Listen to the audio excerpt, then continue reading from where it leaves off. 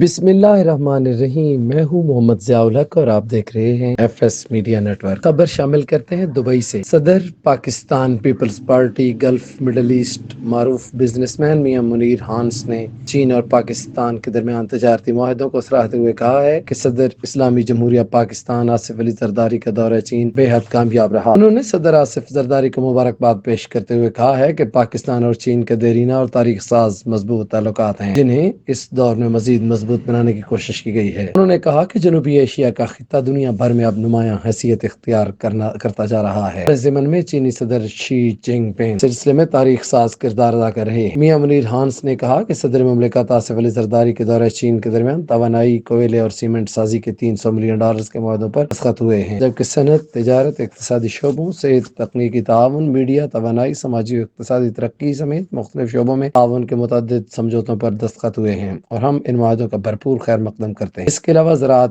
I T سمیت متعدد شعبوں میں دو طرفہ تعاون و تعلقات کو مضبوط بنانے پر اتفاق کیا گیا ہے کہ تسلی بخام ہے۔ شعبہ زراعت کے لیے چینی ٹیکنالوجی، انجینئرنگ مہارتوں سے استفادہ کی راہیں ہموار کرنا ہوں۔ پاک چین اقتصادی راہداری سے علاقائی روابط، مشترکہ فوائد اور خوشحالی کو فروغ حاصل ہوگا۔ انہوں نے کہا کہ چین کی مثالی ترقی اور خوشحالی چینی قیادت کے ویژن اور چینی عوام کی افادیت کا مظہر اور پاک چین اقتصادی راہداری بیلٹ اینڈ روڈ منصوبے کے تحت باہمی طور پر سودمند تعاون کے تصور کی روشن مثال ہے۔ سبسکرائب کیجیے F S media network اور دیکھتے رہیے تازہ ترین تبصرے اور خبریں۔